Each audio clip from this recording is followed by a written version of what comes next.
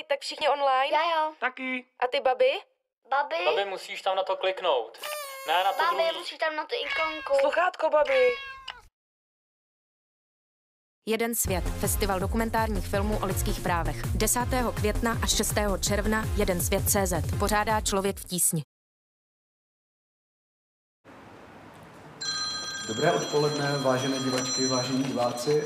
Chtěl bych vás přivítat opět v Good afternoon, ladies and gentlemen. I would like to welcome again to our nice colorful studio, which is the home of the One World International Human Rights Documentary Film Festival this year.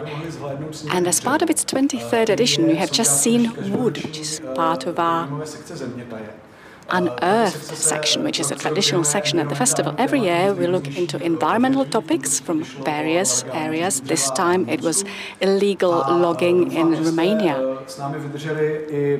And I hope you have stayed with us because, as usual at One World, you can look forward to a Q&A. And it is our honor to welcome all three directors, Michaela Kirst, Monika Lazoren-Korgan and Ebba Zinsinger. Before we start the debate, I would like to tell you that you can, of course, ask questions through three different platforms. It's either Slido, and you can now see on your screens how to use Slido.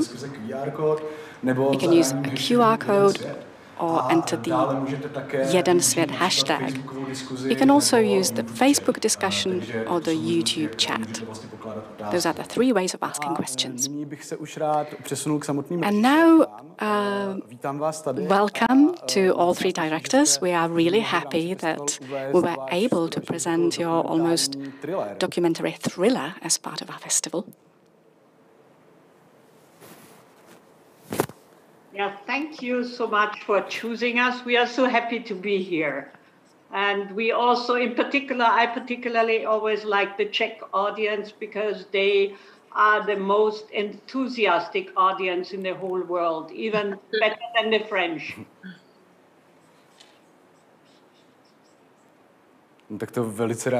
We are very happy to hear that.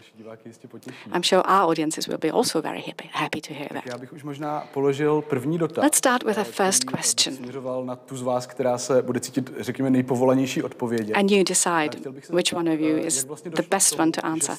How did it come about that three filmmakers came to make one project? How does it happen that there are three directors who decide to create one film together?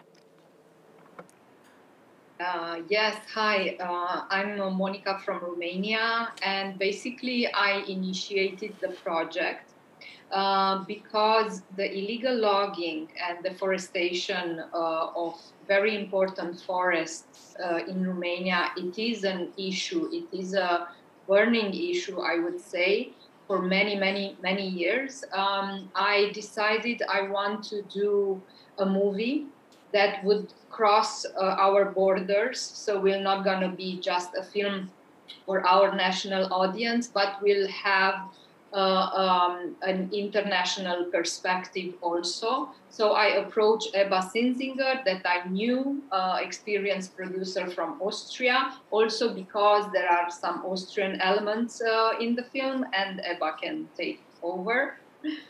Okay, and I was at that moment, I was just working with Michaela, and Michaela had made a film about our protagonist, von Bismarck, Alexander von Bismarck, who is the CEO of the environmental agency. And so I thought it would be a good idea, like, to bring the two subjects together. And we started brainstorming about all of that.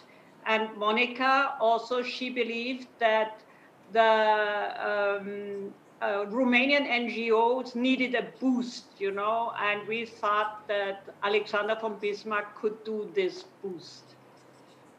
Yeah, and I thought, I had done like a one-off for television with Alexander von Bismarck and his NGO EIA, and I really felt from the beginning that this is really a subject which should be on the big screen and reach a much wider audience. So I was very happy when we all three kind of joined forces to make that documentary, which then took a while to actually realize. And also there is one other reason, because we knew why 3 directors, because Monica and Michaela, they had little children, and we knew that in this project we need to be available all the time. So we thought we do the directing together so that it's more easy for us. So a good way for women to work. At least women with children. Anyhow, it's good to work together. Yes. No, věřím, že to bylo velmi zábavné natáčení. I believe you must have had a lot of fun. To nějakou dobu trvalo. And you also mentioned that it took a while. Zjišťoval, že vlastně ta celá kauza. I found out that the whole case happened more than 5 years ago. However, your film was premiered in 2020, if I'm not mistaken. Jestli opravdu celých těch 5 let trvala. Did it really take 5 years to produce and post-produce the film? And how did it happen? How did you work? It took much longer than 5 years, because at the start we had to convince Alexander von Bismarck, he had to convince his organization and donors, money givers for Romania to put their money into the project, because it was not just a film project. We followed Alexander von Bismarck doing his work in Romania, and also then later in Peru. So for example, the Peru part was done later, like it was not 5 years ago that this was shot. Mm-hmm. We just edited it in a different way. Yeah, that more or less explains the thing. Mm-hmm. Vy jste zmínila, že kauza v Rumunsku. You mentioned that the Romanian case is not the only case in the film. At the beginning, we see Alexander von Bismarck in Russia, and then in the end, he's in Peru. What was the outcome of the case in Peru? I know that was about interaction primarily with the indigenous inhabitants. How did it develop, and why did you decide to show only the small part in the film? Well, we had the idea from the beginning that, I mean, on the one hand, we just knew, the work is not a fast work they do. It's really, the investigation is just one part of the work Alexander von Bismarck and his NGO is doing. And, it takes, it's possible that it takes a long time. So we wanted to, on the one hand, show a case which is already finished. Already we see the finishing line, which is the Russian-Chinese lumber liquidator case, where, a company in the United States gets the illegal wood from Russia through China. And then we wanted to show a case where we see the whole development, which that was Romania, and then also one where we just see the beginning. And that's Peru. So that's, how all those 3 cases came together. And Peru is still ongoing. It's about applying an app, developing it, etc. So it's a lengthy work altogether. Mm-hmm. Na tom filmu mě právě zaujalo přesně to. What I found interesting in the film was what you were talking about just now. The Romanian case is set in the middle, and therefore it feels like one of many stories around this topic. What I was also interested in was the conclusion of the Romanian case. We see Alexander, who confronts Schweighofer Industries. A zaujalo mě to ten moment, kdy si and there was the moment when the representative of the company approaches Alexander and asks him to meet him and talk in private. Alexander refuses him. And the man asks whether they could meet on some other day. Do you know whether this meeting happened and what was discussed? We know that the meeting happened, but we don't know what was discussed because, I mean, it was a private meeting. So we don't know. But what we know is that Alexander von Bismarck is biased when it's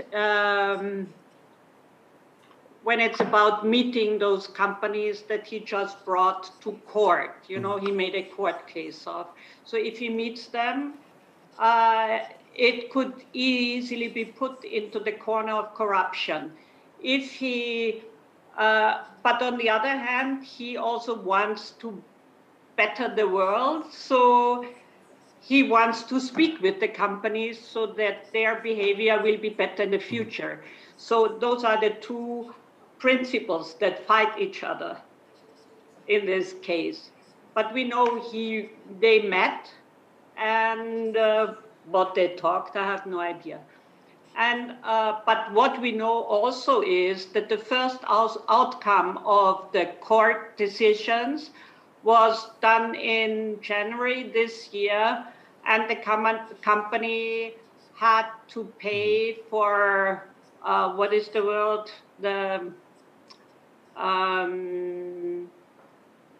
For not having the correct competition. What is the word? Fines. No, I know. They had to pay a fine of 10.5 million euro in order to get, but only this one case that not the criminal case is still pending. You know, they are still, it's not decided yet, but this was for unfair competition. So basically, it was not a court case that it's happening in Romania. It's more that the company, there is a criminal case that it's ongoing. So basically, it's not really an outcome in Romania. Things are going up and down. So it's never an definitive outcome of it. Everybody on each side is fighting. But during these years when we were filming, I could see improvements. I could see small but definite and clear improvements in the environmental areas in Romania, and also on the law level, on the legislation. Na to ve skutečnosti směřovala jedna z mých dalších otázek, jaká je... In fact, one of my questions was about the situation, the current situation in Romania, and therefore you have actually answered my question. And we have the first questions from the audience. In the film, we heard that QR codes would be put on trees for identification. Is something like that really going to happen, and how and when? Well, this is something that we all wish, and this is something very important. I think in the near future this will happen. I know that while we were filming some NGOs and also the NGO of Sasha, of Alexander von Bismarck, they were testing and meeting with people who were specialized in implementing different kinds of this QR code that basically it's all about transparency and traceability that we all need. So there are few methods that people are talking. I cannot myself, I'm not a specialist, I cannot go into details, but I heard many things. And I believe this will happen quite soon. Maybe some companies are ready there to implement it. The problem is back to the legislation and to the state institutions. They should be the ones helping implement and push this system as quick as possible and as wide as possible, because it's very important, because us as consumers, if we can see the track of one,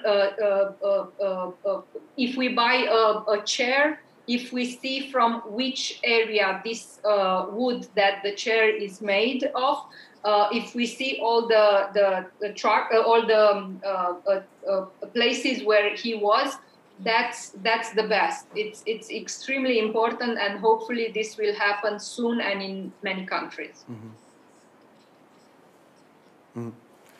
Já jsem si při sledování filmu právě říkal, že When I was watching the film, k odhalení těchto I was thinking nekalých that machinací, které when these abusive practices that were happening in Romania require a sort of spy-like operation, hrozně náročné. it's A very jaké demanding. tedy, řekněme, legislativní kroky by měly zaujmout konkrétní What should be the země, aby legislative se, steps něco taken by takového specific dalo- countries něčemu takovému dalo to zabránit make sure that we can jednodušším způsobem, prevent things like řekněme, that in a legálním simpler, způsobem? legal way? I can talk on behalf of Romania. You know, there is legislation. It always can be improved. In the last few years, it's getting a bit better and it's getting improved a bit. Of course, we have a lot to work on. The thing is that even the legislation is saying you cannot cut this amount of trees from this forest. Still, people are doing that. And in the end, the problem is not, in some cases, the problem is not the legislation in itself, but the people who are not respecting the legislation. And I'm not talking about small thief with a carriage or something. I'm talking about the entire system that can be corrupted. Top people cannot respect the legislation. So even though we have a legislation, top people, they don't respect it. But if we enforce the law and if we do always, pressure, constant pressure, NGOs, if they go and fight for better legislation, in the end, the legislation will get stronger, and hopefully, the system will have its problems, and it will get broke, the system. That's actually exactly what Alexander von Bismarck and his NGO are doing worldwide. They're doing their research, they're doing their spy work all over the world and trying to strengthen the laws in each country, which, for example, with their help and their investigation, the United States has the so-called Lacey Act, which is one of the strongest wood laws in the world, which one wouldn't expect maybe from the United States. But there, for example, it's like this, that on each level of the supply chain, people are responsible for the legality or illegality of the wood. That means, they have to pay fines and make sure, if they use illegal wood, even if they weren't the ones who cut it down in the first place. So I think it's both. It's on the one hand to have really strong law, but then also, the implementation. For that, you need civil society and NGOs to always point the fingers. This is also the problem, like for the wood laws in Europe, especially for the import of wood. Europe also installed a system, I think in 2013, that's similar to the Lacey Act. But every country, it's done on a level where every country can decide upon their own punishments, for example. So if wood gets into Holland, and Dutch people are very strict, and people have to pay huge fines, and it goes into, or when it comes into a more, in a different country where they put very little fines, for example, in Romania. So it does not really work because all the importers, they can take the cheaper way. And so in our interest, it would be, or in the interest for us all, would be that the law would be a European law, a real European law with European fines. Já vám moc děkuji za obsáhlou odpověď. Thank you very much for your comprehensive answer. Our time is nearly up, however, I have some more questions from the audience. Was it difficult to gain Alexander's trust? Because we see what he's doing from up close. Was there anything that he was not willing to reveal in terms of his strategy, for example?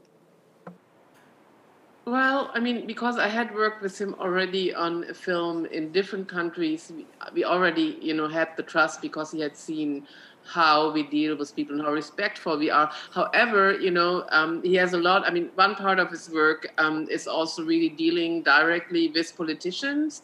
And it's not that he wouldn't reveal that, but, those behind the scenes discussions, you can't just film them. So those parts are not in there because you can't, politicians wouldn't, be part of that. A úplně možná na závěr bych se ještě zeptal, And perhaps finally, ten film viděl, tak mi opravdu when I saw the film, dokumentární bondovku, řekněme. It really reminded me of a sort of documentary Bond-like film. Třeba jste si neříkali, že by nestálo za to natočit sequel. Did you perhaps consider a sequel? Nějaké pokračování s nějakou novou A continuation with another case of Alexander von Bismarck? Well, we didn't discuss it yet, but there's always, his work is super interesting, so there's always that option, sure. Tak my už pomalu musíme končit. Right, we have to wrap this up. Moniko, Michálo, moc děkuji za Eba, Monika, Michaela, thank you very much for joining us. That was a wonderful discussion. And hopefully, in the future, we will meet again in a discussion about your next film. Okay, thank you. Thank you so much. Thanks. Tak já bych ještě nakonec rád zmínil, že tento film... And to conclude with, I would like to mention that this film was supported by Heinrich Bold Stiftung and the Austrian Cultural Forum, and we are very grateful for that. And I would also like to invite you to further screenings of One World Live. Today at 5 o'clock, you will have a chance to see Descent, which will be followed by a Q&A with Kiki Bosch, a free diver and the protagonist of the film. Thank you very much, and I look forward